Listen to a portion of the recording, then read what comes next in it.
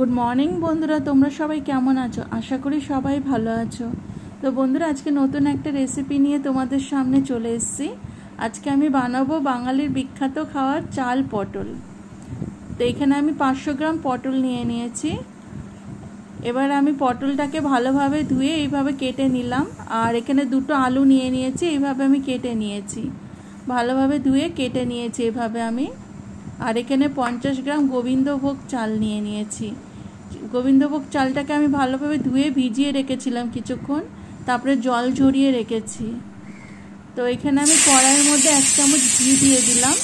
এবার চালটাকে ওর মধ্যে দিয়ে আমি ভাজা ভাজা করে নেব, ভালোভাবে ভেজে নেব চালটাকে আমি ঘিয়ের মধ্যে। তো বন্ধুরা দেখুন, চালটা আমার ভাজা হয়ে গেছে, এবার আমি তুলে নেব। তো এখানে আমি তুলে নিলাম বন্ধুরা চালটা। এবার আমি কড়াইতে সর্ষের তেল দিয়ে দেব। এই রান্নাটা সর্ষের তেলের মধ্যে হবে। তো আমার সর্ষের তেলটা গরম হয়ে গেছে কড়াইতে, ওর মধ্যে আমি পটলগুলো দিয়ে দিলাম। এবার আমি পটলগুলো ভেজে নেব। এই বন্ধুরা, এখানে আমার পটলগুলো ভাজা হয়ে গেছে, এবার তুলে নেব আমি পটলগুলোকে। এইভাবে আমি আলুগুলোকেও ভেজে নেব। তো বন্ধুরা, আলুগুলো ভাজা হয়ে গেছে, এবার তুলে নেব আলুগুলোকে। তো এখানে আমার পটল আর আলু ভাজা হয়ে গেছে। এবার আমি ওই তেলের মধ্যেই 2টো শুকনো লঙ্কা, 3টে এলাচ, 2টো লং আর একটা তেজপাতা ফোড়ন দিয়ে দিলাম। তো এখানে এবার আমি এর মধ্যে মশলাগুলো দিয়ে দেব। 1 চামচ হলুদ, 1 চামচ লঙ্কার গুঁড়ো, 1 চামচ ধনের গুঁড়ো দিয়ে এবার জল দিয়ে দেব যাতে মশলাটা পুড়ে না যায়। এবার এর মধ্যে 1 চামচ আদা বাটা দিয়ে দেব আমি, আর 1 চামচ কাশ্মীরি রেড চিলি পাউডার দিয়ে দিলাম। দিয়ে এবার আমি জল দিয়ে ভালোভাবে মশলাটা কষিয়ে নেব। তো বন্ধুরা, এখানে আমার মশলাটা কষানো হয়ে গেছে। এবার আমি এর মধ্যে গোবিন্দভোগ চাল যেটা ভেজে রেখেছিলাম ওটা দিয়ে দেব মশলার মধ্যে, দিয়ে ভালোভাবে আমি কষিয়ে নেব। তো আমি জল দিয়ে দিয়ে চালটাকে কষিয়ে নেব এইভাবে।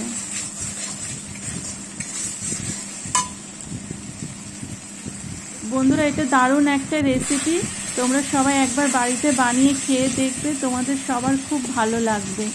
এটা নিরামিষ একটা রেসিপি, এটা গরম ভাতের সাথে বা রুটির সাথে খুব ভালো লাগবে খেতে।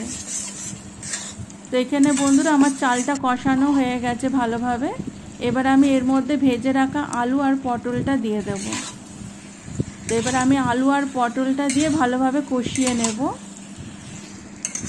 এবার এর মধ্যে আমি স্বাদ মতন লবণ দিয়ে দেব, দিয়ে এবার আমি সবজিগুলো ভালোভাবে কষিয়ে নেব। এইভাবে আমি কষিয়ে নেব আলু আর পটলগুলো। তো বন্ধুরা, এখানে আমার সবজিগুলো কষানো হয়ে গেছে, পুরো তেলের ওপরে চলে এসছে। এবার আমি এর মধ্যে ঝোল দিয়ে দেব, আন্দাজ মতন জল দিয়ে দেব। এখানে পরিমাণ মতন জল দিয়ে এবার আমি এটাকে ভালোভাবে কষিয়ে নেব, ভালোভাবে ফুটবে, তার সাথে সবজিগুলোও গলে যাবে, চালটাও গলে যাবে। তো ঢাকা দিয়ে রেখেছিলাম বন্ধুরা কিছুক্ষণ আমি। তো এখানে সবজির ঝোলটা ফুটে গেছে, সবজিগুলো প্রায় গলে এসছে, চালটাও অর্ধেক হয়ে গেছে। তা আমি কিছুক্ষণ আর একটু ঢেকে রেখে দেব, এটা একটু শুকাবে ঝোলটা। তো বন্ধুরা, এর মধ্যে 1 চামচ চিনি দিয়ে দিলাম, একটু মিষ্টি মিষ্টি খেতে ভালো লাগবে এটা। তো স্বাদ মতন চিনি দিয়ে দিলাম, যে যেমনি মিষ্টি খেতে চায় সেই হিসাবে চিনিটা দেবে, কম বেশি।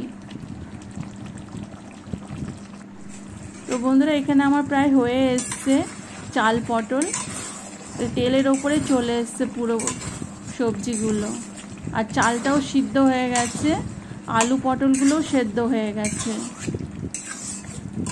এবার আমি এর মধ্যে গরম মশলা দিয়ে দেব, আপনারা চাইলে এর মধ্যে ঘিও দিতে পারেন। দেখুন বন্ধুরা, আলু আর পটলগুলো একদম গলে গেছে।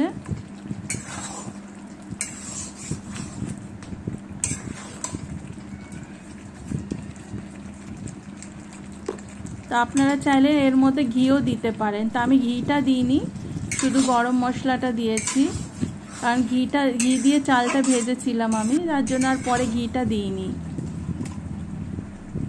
দেখুন বন্ধুরা কি সুন্দর এখানে তৈরি হয়ে গেছে, দেখতে কি ভালো লাগছে। চালগুলো এরকম থাকবে, একদম গলেও যাবে না আবার একদম শক্তও থাকবে না, চালগুলো এরকম থাকবে। তো বন্ধুরা এখানে আমার তৈরি হয়ে গেছে চাল পটল, দেখতে দারুণ লাগছে বন্ধুরা, খেতেও অনেক টেস্ট হয়েছিল।